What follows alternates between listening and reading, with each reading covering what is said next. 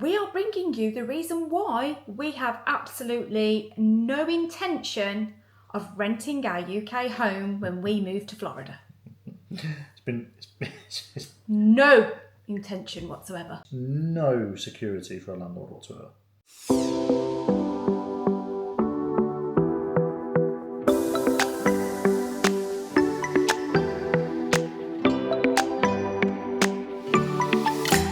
Good afternoon. Is it evening? It is evening, It's yes. evening. Good evening. It is this week's vlog. It's Friday again. It is already. Friday again. How is it Friday? The time just keeps on How is flying by. How is it Friday, Babas? Did I do?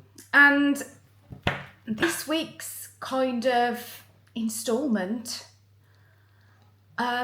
we are bringing you the reason why we have absolutely no intention of renting our UK home when we move to Florida.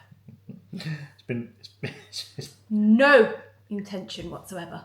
been a fun backwards and forwards, up and down, because we were obviously, Yeah. You've probably already very much listened to some of the conversations we've been having around, should we keep it, should we not keep it, if we do keep it, should we rent it out? We decided to try and go and get some professional advice, so we reached out to Local a estate agent. local estate agent to try and just get an understanding of what could we rent the property for, What their and then, fees would be for kind of looking after it in our absence. Yeah, so we can share some information on Yeah. what the fees are and what I've been to a few places, so somewhere local, and I've been to some sort of online based ones as well. So share some information about what the fees look like, and then what other things you need to do. Obviously, when you're a landlord, there's certain things you have to do legally, like you have to have certifications in place for electric, gas, those sorts of things. So what of those things need to happen? What insurance do you need to have in place? But probably the biggest thing we were interested in was, what are the downsides? So I'm going to tell you now, there's lots of them. There are There's certainly lots of more them. downsides than there are upsides. I think let's start with the fact that we got a local estate agent. Yes. So we got a local estate agent to come and see us earlier this week. You were part of some of the conversation, but I think I had most of it. Long story short, from a rental perspective, we could rent it for around about what we think the mortgage would be, maybe a little bit more. So the rental would probably just about cover the mortgage and insurances that we need to take out. Yeah. Wouldn't necessarily make money on it. It's not like we'd be able to put money in the bank for anything. It's not, we wouldn't gain anything from it. But the idea being that we'd rent it for 12 months, Keep it just ticking over keep here. it ticking over, and it just gives us a bit of like a respite should we, Safety net. like a safety net. So the guy was like, yeah, that's a really good idea, However, but there is some changes coming in. I mean, the downsides now sound The pretty downsides bad. aren't great now.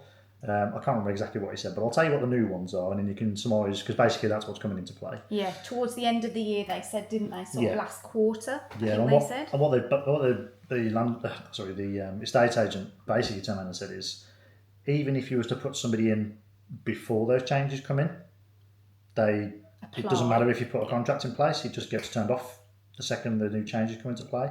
But genuinely, anybody who's renting a house or even deciding to rent a house, it is quite frankly the worst possible investment you could do. Yeah, you can definitely make better use of money There than putting it in a property. is no security for a landlord whatsoever. No. So I'm not going to try and remember everything. I've actually I've told ChatGPT all the things, and I'm going to tell you exactly what he has summarised for me to make life a lot easier. So the UK government is introducing a new law to give renters more rights and protections.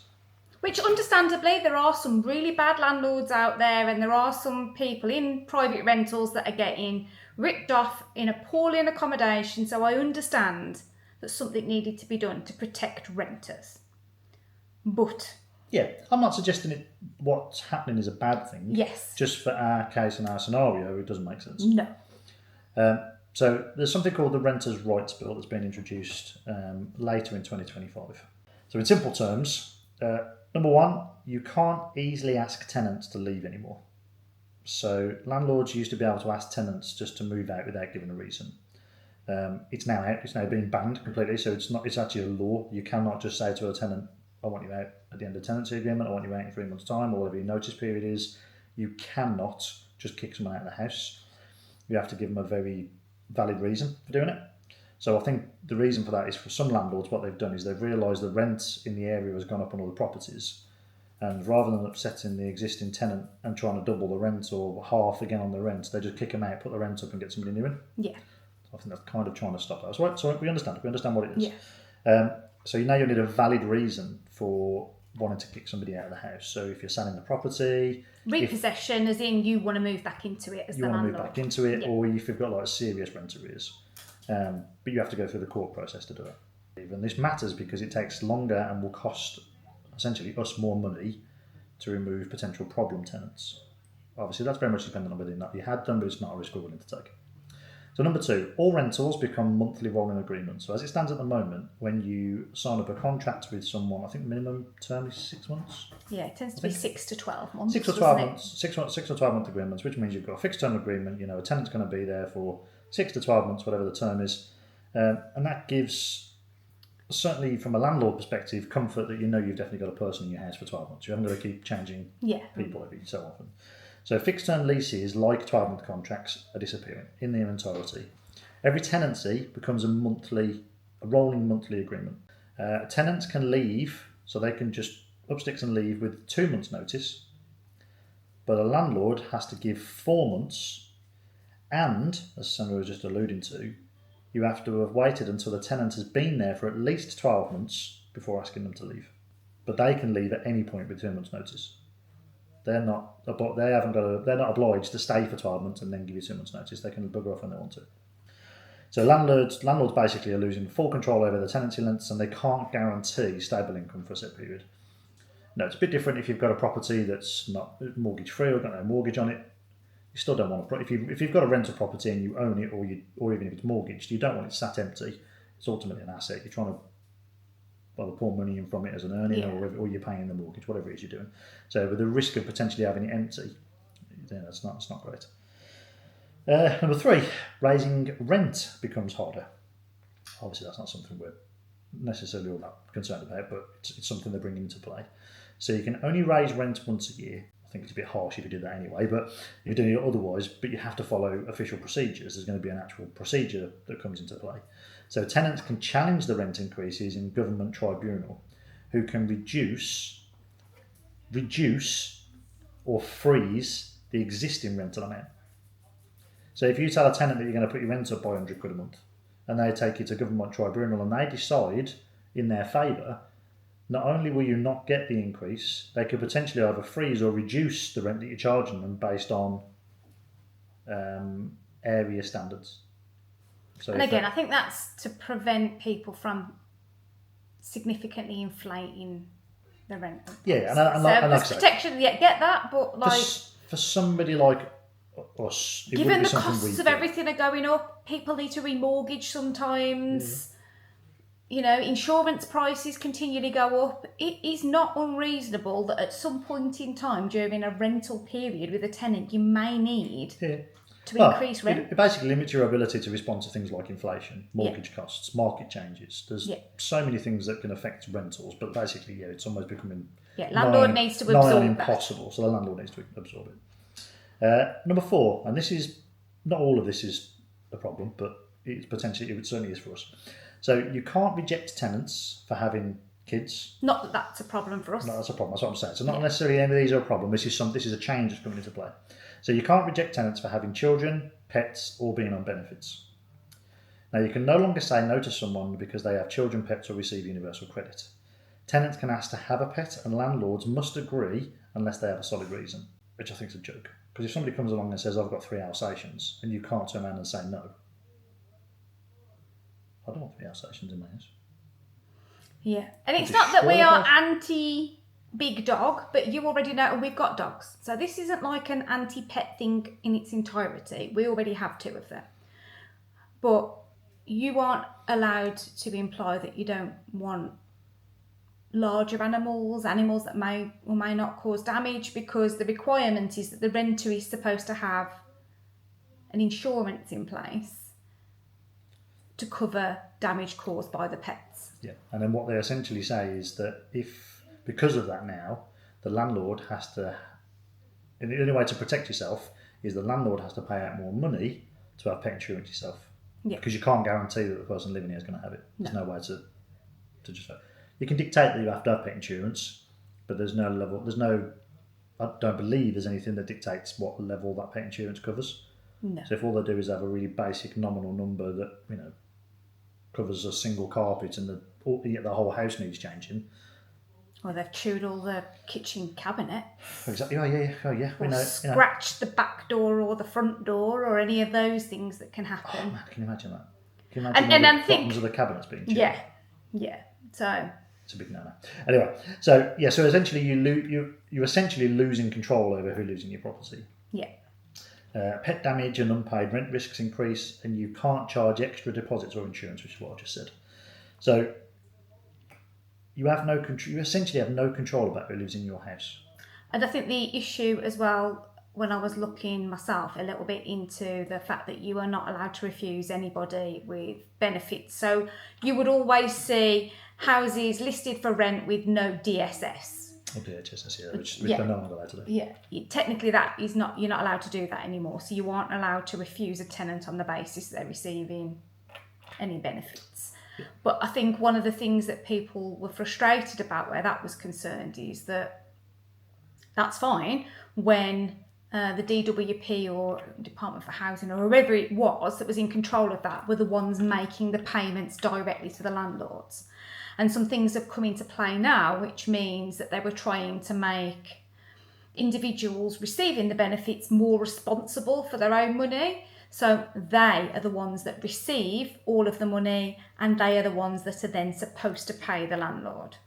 And that is where the issues are coming, where people are not quite being responsible in managing their benefit money, hence leading to rent arrears and unpaid rents.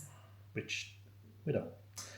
So number five, there's quite a few. In fact, there is quite a few. It's summarised very nicely. Yeah. So there's new rules about property standards, understandably so. Again, this is around the whole poor landlords and people living in squalid conditions and mould in rooms and stuff like that. So the law will enforce landlords to meet higher health and safety standards, so fix mould fast, etc., etc. Councils can fine landlords up to £7,000 or more with repeat offences. Not applicable here. That wouldn't be a problem here, but no. That is something. And standard things that you have to do, like gas checks and all of that jazz, you have to do anyway to be a landlord. It's part of what you have to do. So, as a note there to say why this matters, obvious thing, you got to spend more money upgrading properties and dealing with more inspections, but that should be a standard regardless whether or not they come in. So, you also have to join a national landlord register. So, all landlords must sign up to a national database, then join an ombudsman scheme where tenants can file complaints. That obviously then means there's more administration, there's even more fees to be paid, and that becomes quite a cumbersome thing because the process of doing that is the same whether you've got one property or 100. There's extra negatives that have come into play, legal costs because of the basis of the fact that they've changed the length of time now in which it takes for you to be able to evict somebody. It's currently 2 months with 2 weeks, 2 weeks court notice. It's going to change to 3 months with a month's court notice. So essentially, from the point in which somebody moves in here, you cannot kick them out within the first 12 months regardless. Yeah. And then you've got to wait 4 months. I don't think that counts for rent arrears. Yeah, it doesn't account for all property damage. Property damage or whatever else. But it's still 4 months of no rent before you can get a court to kick them out. And that's assuming you can get a court to process within 4 weeks.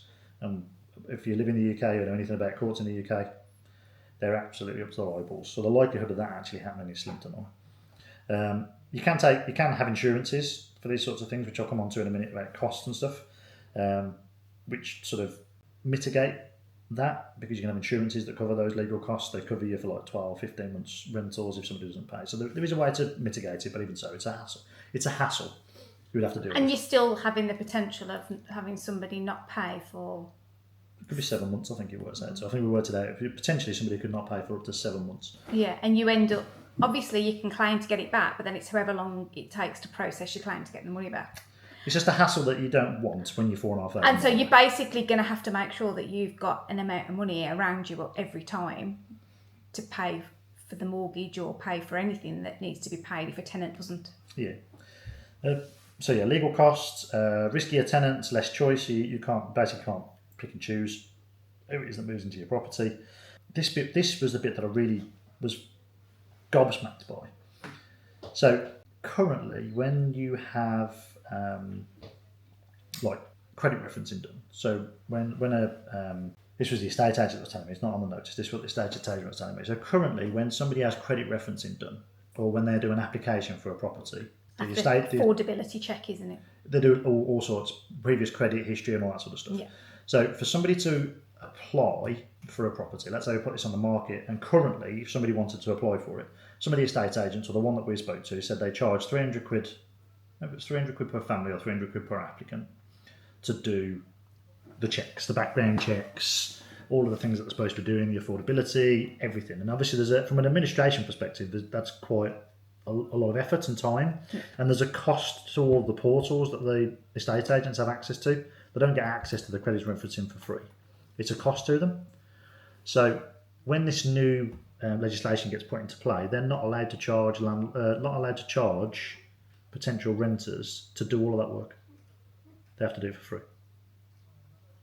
I was like, why would they even do that? Well, bloody estate agent's going to sit there and do 2, 3, 4 hours worth of administration, checking that somebody's background for free, and pay for all of the credit referencing agencies they have access to, and all the other things that go with it for free. All that's going to do is end up being where estate agents inadvertently, indirectly charge the landlords for that, basically. Yeah, or they're going to do a not very good job of it.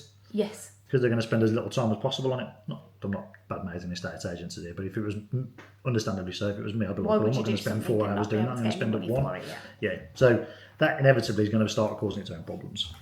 Obviously, you've got lower flexibility because you can't just move back into your own home in short periods of time. It could take months and months and months to have somebody move out. Missed rent is harder to recover. So the tenant has stronger legal protection, even if they're in the wrong, which I cannot get my head around, but that's how it works. And then with all these additional rules and less income certainty, it's already become apparent that a lot more landlords are selling up or avoiding new purchases, which is why you find there's a lot more houses on the market where landlords aren't buying them. Yeah. Apparently that's a thing as well. I mean, the affordability thing was another point that the estate agent talked to us about. So they were saying that currently, when they assess somebody's affordability as to whether they could actually afford the rent, the calculation currently is based on taking the rental amount and timesing it by 30. So their gross income, collectively or individually, has to be 30 times the amount of rent.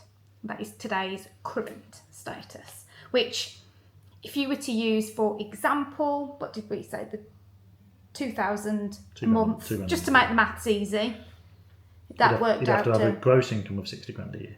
Yeah, but we know currently... The bonkers thing about that is a gross income of 60 grand a year doesn't mean you take home 60 grand. It doesn't mean you take home 5 grand a month. By the time you've lost your tax and any deductibles... You're losing 35% of that. Yeah. So, you're going to be taking, I don't know, what's that in real money? 3,300 quid a month, 3,400 quid a month. Family 4 living in a house that's paying £2,000 a month in rent. Your council tax is going to be £230. All your other bills and bits and pieces, as a bare minimum, are going to be like another £500 to £1,000, and that's before you've even factored food, costs, vehicle costs, fuel, school stuff, uniforms, the food, everything else that general comes with living expenses. I think, being realistic, to live in a house that's costing you $2,000, that's not $2,000, like I'm already American. For living in a house that costs you £2,000 a month, you need to double that. Yeah. For a family of 4 to live sensibly in the UK as it stands today. But that's 30. But that is today. So the change that is coming means that affordability calculation is dropping from 30 times the rental amount to 20. So that means they would only have to earn 40 grand a year. So they wouldn't even, I think they'd just about be able to pay the rent and the council. No contents insurance. Which straight away is just going to start smacking people in the face, going, well, they're just something at some point is going to give. Something won't get paid. Well, the rent won't get. You're not going to not eat, are you? No. And not feed the children. So, yeah, there's way too many things that just go, no chance. Yeah. It's not worth it. The main thing is this house. It's our home. We haven't bought it to rent it out. No, it's not an investment property. No, and the one sort of final sort of passing comment that the estate agent made, and it's a very, very valid point. The primary reason we've considered keeping this on is not necessarily as an asset or investment, because it wouldn't be. We'd still potentially be selling it in 12, 18 months' time anyway. It was just a bit of a safety net. So should we decide that moving to the States wasn't quite what we thought it was going to be and we wanted to come back in 12 months, we could just come back and end the story. When I said to the estate agent, well, the reason I wanted to rent it out was so it wasn't necessarily costing us anything. And he went, it will cost you whichever way you do it. He said, because when you move back here, somebody else is going to have been living in your house for 12 months. And whilst they might not necessarily have damaged anything, there will be another 12 months of wear. So when you come back, it won't necessarily feel like it was still your house. He said, you'll find that when you'll come back, and he said, and everybody he knows who's ever done this is categorically what they do. They redecorate everywhere. They change the carpets. They have a bit of a shufty around. So it's almost like, they're coming back to the same house, but they want to make it feel like it's theirs again. Yeah. Not that somebody else has been living in it. He went, so you'll spend 10 grand when you come home. I was like, yeah, you've met my wife, obviously, so. And that's exactly what's going to happen. And he also said that people will want to come in and make it their own as well, even though they're tenants. So they may want to decorate, they may want to change wallpaper, they may want to change carpets, they may want to paint everywhere bright red. And in theory, you've got no real reasons not to let them. As I said to him, that's the point. You can see that this, by the way, this is wallpaper. This isn't tiles or panels or anything like that. We couldn't afford tiles. I probably could have done. No. With how much this wallpaper cost, I probably could have bought the Sistine Chapel's tiles, to be perfectly honest. Expensive. It was. Anyway, so I was like, this wallpaper's not coming down. He says, well, if they decide that they want to do it, as long as they express a request to do so, and you've got no real genuine reason for them not changing it, they could just change it. So there were just too many red flags for us that this is our home, and the idea of hanging on to it was so that it could still be our home.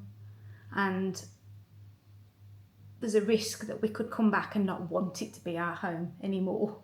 And I mean, he said things like, obviously, I mean, you've seen around our kitchen as we've done videos. When we had our kitchen done, we had it done because it was our home. We didn't have this done because it was going to be a rental and do everything, not necessarily on the cheap, but you know what I mean. We put touches in here and added additional expense to it because we wanted it. So like the quartz work surface, and he was like, you know, they could crack it, drop something on it, chip a corner off it, and it's not going to be like it was when you left it. And again, that just makes you just go, oh, okay, yeah. And that is right. And I think when you are a renter and you're a landlord, you're going into it with the mindset of that's what it is. Houses get gutted, they just get generically decorated, relatively plain, on the basis that somebody's going to come in and do that. And that's not what this is. This is our home. Yeah. So, and we've got an emotional attachment to it. And I think that's part of the issue as well. We'd be too stressed. It's not worth the hassle. It's not worth the hassle. Even if we had a dream renter come in, and you know, stuff happens. Stuff happens. People get made redundant. You know, people have life issues that causes them to not be able to go to work. No fault of their own, but they can't afford to pay the rent. And then you don't, you know, as conscientious people, if you know that happens, the last thing you want to be doing is then turning around and going, we can't afford to afford the rent, get out. Yeah. You'd almost we're far more compassionate, so it'd almost be like, okay, mate, well, give it another 3 months, see how you get on. Do the insurance still cover you? Ben, as I've told him that he can stay there? Probably not, no. At that point then, is it costing me money? Am I having to pay the rents? There's so many things that could potentially come out, and I'm just like, I don't think I've necessarily got... It is not worth I have, because I'm horrible. Headache I think I'd just kick anyone out, but I think you're far nicer than me, so you wouldn't let me. It's just not worth the headache or the stress of being so far away, and then having to almost lean on family members that are still here to make sure everything's okay. Not that they'd be looking after it, because they can't, obviously, when you're a landlord, you can't just rock up and keep walking around. But they would feel like they needed to just, you know, pull up and have a look. Does it look okay? Does it look like they're... Yeah, and I don't want that. You were talking about costs, and that was the bit that I missed out earlier on. So costs, which was the other question that I got this guy to come and speak to, and I've spoken to a couple of online people. So you can do something called full management on properties like this. So they basically look after everything. They look after insurances, their key holders. If there's ever any problems, they send someone out to come and fix it. You can do. There's a lot of things in place that make the process of not being here and having it looked after easier. But they also cover things like insurances. So the management, full management is also included your renters insurance, landlords insurance for all the coverage that you need, and also legal coverage. So if you do happen to touch wood, not that we're doing it, but touch wood, if we ever did, it would cover you for your legal costs and stuff like that. Full property management fee. Yeah, is anywhere between 11.5 and 15% of the rental amount of your rental amount per month.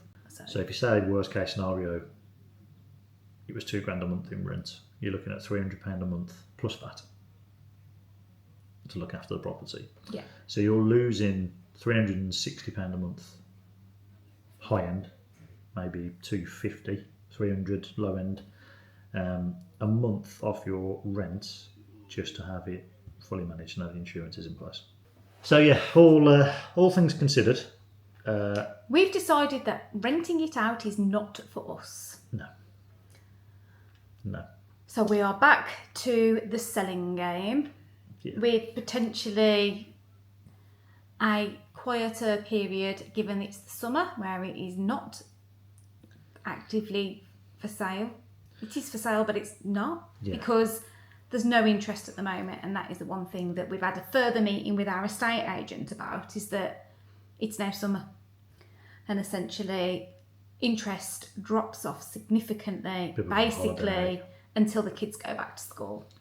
Yeah. So it's going to go back on the market early September. Yeah. So one of the benefits we do have, however, is we're not reliant on selling the property to be able to move. No.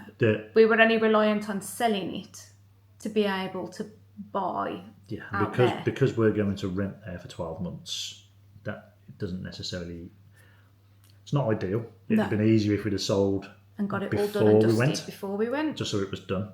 The estate agent that we're using to sell the house is very, very good. So I'm pretty confident he could manage almost all the process. From a paperwork perspective, obviously they can email stuff to us, we can print it, sign it, we can mail it back. FedEx it, whatever we can need to do. So that, again, that's not a massive issue. And in absolute worst case scenario, if we had to come back over, we could just fly back for the sake of... For a visit and sign for the sake of flights and doing it. So it's not the end of the world.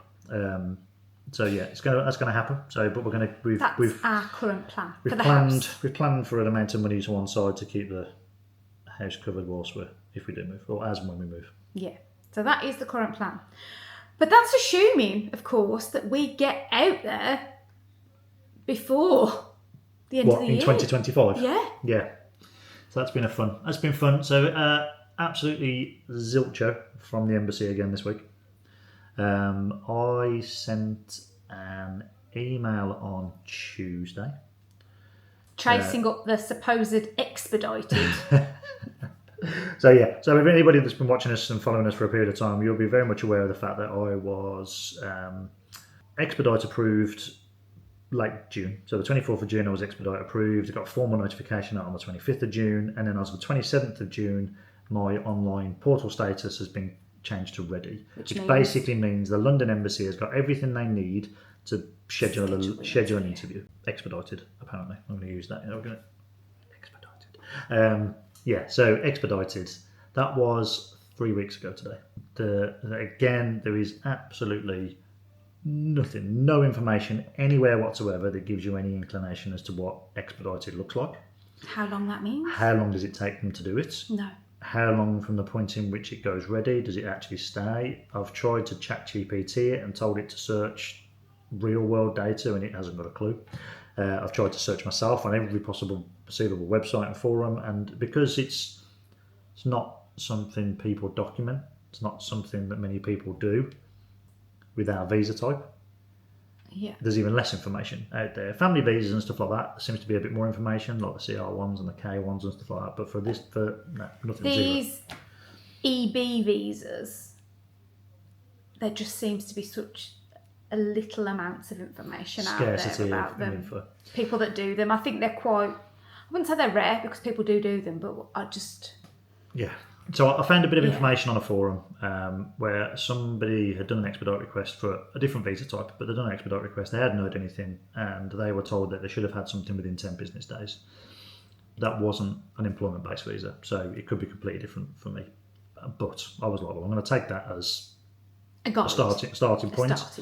So taking into consideration July 4th and the day and a half that we lost at the embassy there. So Tuesday this week was 10 business days, working days. So I sent an email to an email address I was provided, which is for the London Business Unit, London Visa Unit, something like that. The London Visa Unit, I think it is. So it's a direct message to them. There's a code that you put in the subject line, so it's very specifically directed around immigrant visas, and there's a question that can't be answered by anything found online.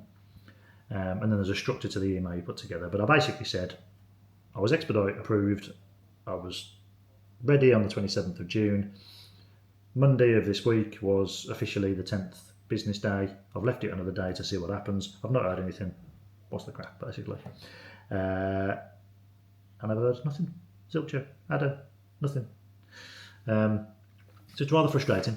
I've kind of got to the point where I'm thinking, getting there in 2025 will be a miracle. Yeah. Even expedited.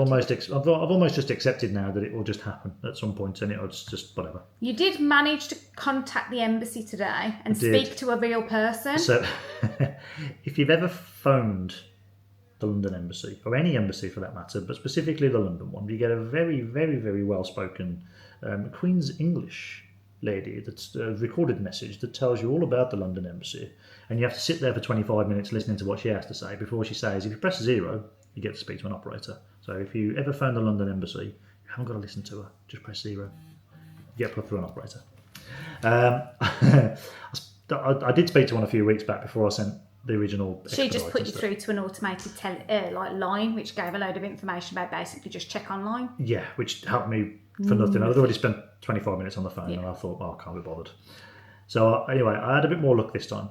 The gentleman I spoke to, obviously an American guy, based in the London embassy, and whilst he didn't work for the visa unit, he obviously has a lot of these phone calls, and he has a lot of people phoning up trying to get all sorts of weird and wonderful things.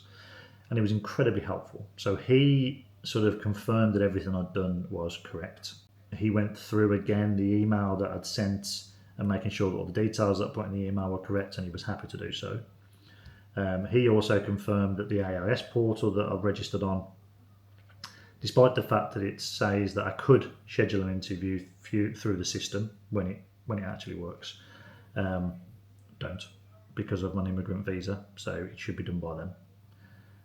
He said, but basically, you just have to wait. And the only way to really, not necessarily get anything moving faster, is just keep chasing it up. So every week or every other week. Send an email to that email address. Send an email to the same thing, and he said, just express the urgency. So just plaster the email with urgent, urgent, urgent, capitalise it, colour it in red, whatever you want to do. It might get it looked at, seen faster. However, he did turn around and say that expedite requests are generally handled very, very quickly, and it ignores all of the normal protocols, and even if something's showing that there's no availability, they will make availability. That was the one thing he turned around and said. He said, but in his eyes, for an expedite request for any visa type that he's ever known of, generally it's done within 30 days. He didn't say 30 working days, he just said 30 days. So does that mean it's just going to happen in July? Does that mean it's 30 working days? Is that 6 weeks? Is that 30 days plus 12 months for somebody to be bothered to read the email? Who knows? Who knows? The saving grace, however, is the children have broke up today, which means we can all now go and do family things. I've still got to work. So we've got some plans to go and do some bits and pieces with the children. The weather's reasonable.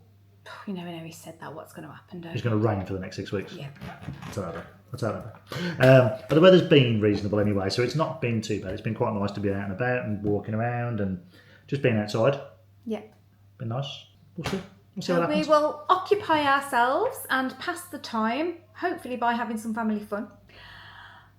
And at some point during the 6 weeks holiday, who knows? Because we certainly don't.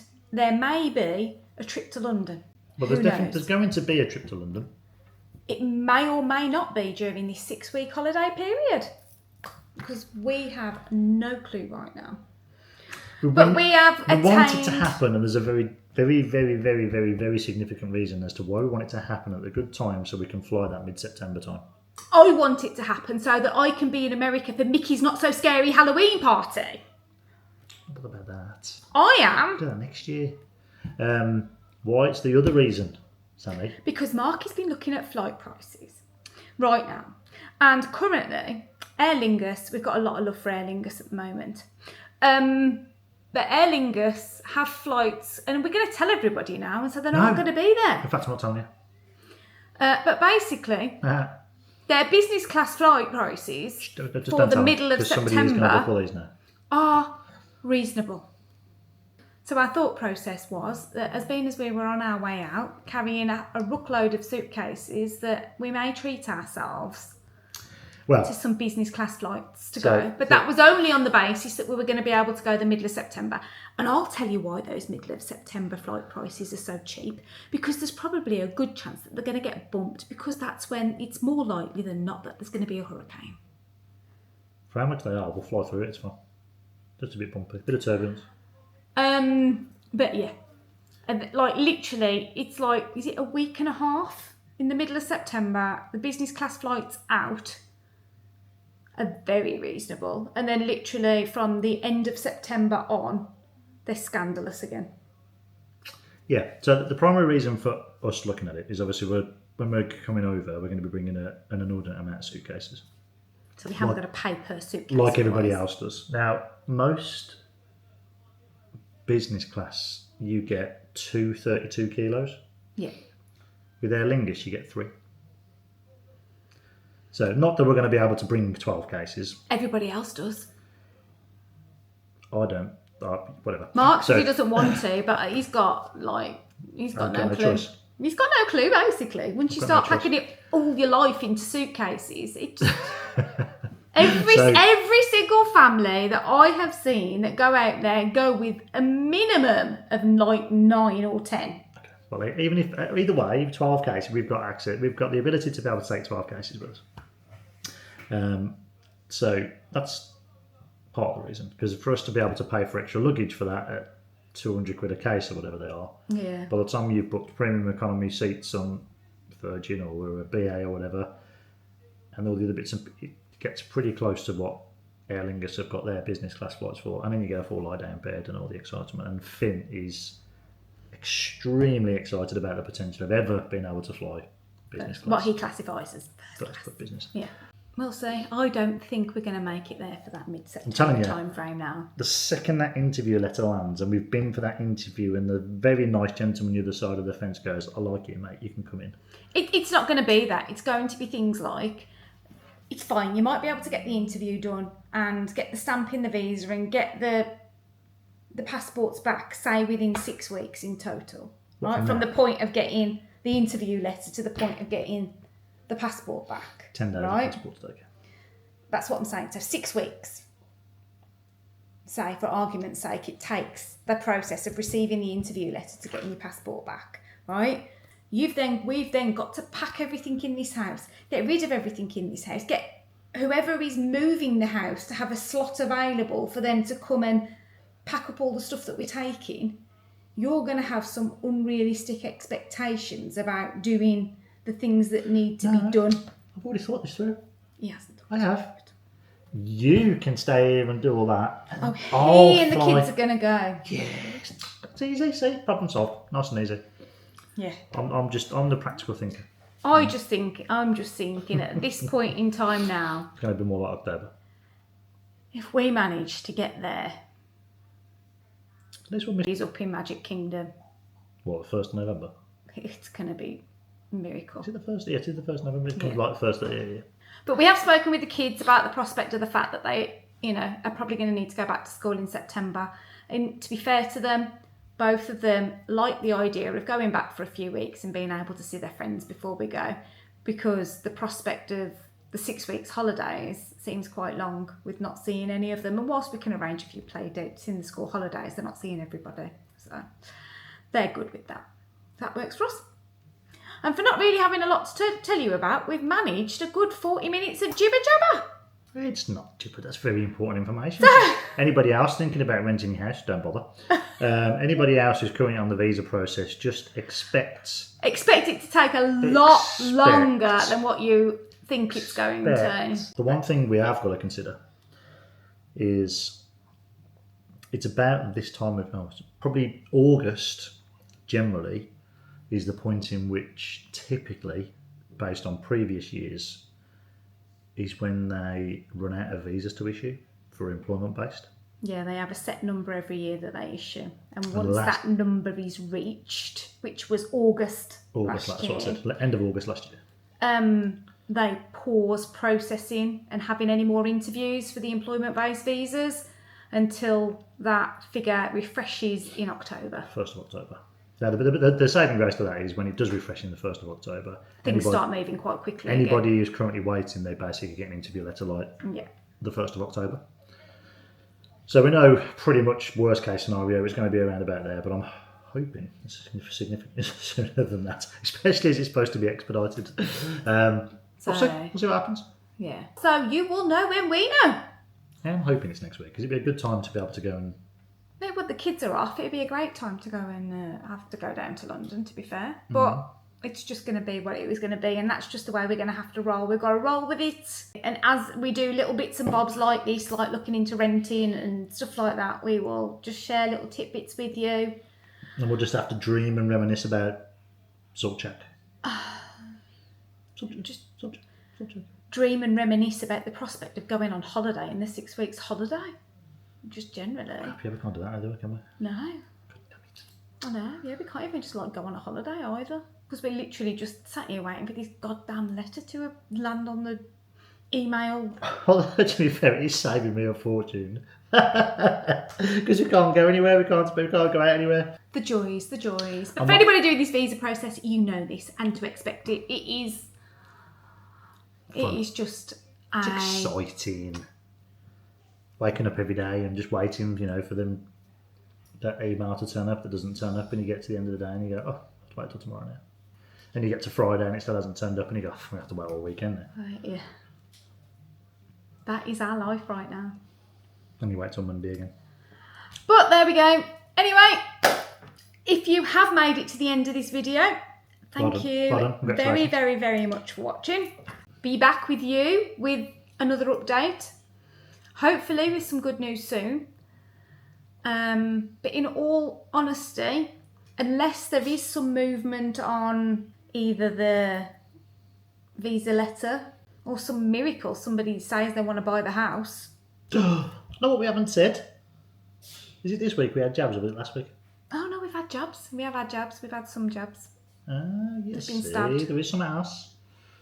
Yeah, but we told everybody about the jabs we're going to have. So we've literally just been stabbed at the doctors. We've got nothing a lot really to say. And I don't think us sitting here, unless we've got something to report, is probably the right thing to do. So if there isn't a video next week, it will be because there's literally nothing to tell you. No. Yeah, we don't want to keep boring you to tears. I think this one was quite an important one. With obviously about the rental thing, because that's obviously something people might be considering for themselves. Yeah. And obviously we got those couple of little things where we've spoken to the embassy, so those were kind of things to let you know. But we're not just going to sit here and kind of report nothing for the sake of reporting something. So if there's not a video next week, it's literally because we know no more. And we will just come back to you when we do. Thank you very much for watching. If you are interested in following along on this roller coaster ride, this endurance test, then please, if you aren't already, please do subscribe. You can also follow us on Instagram. It's probably the place where I do the majority of posting.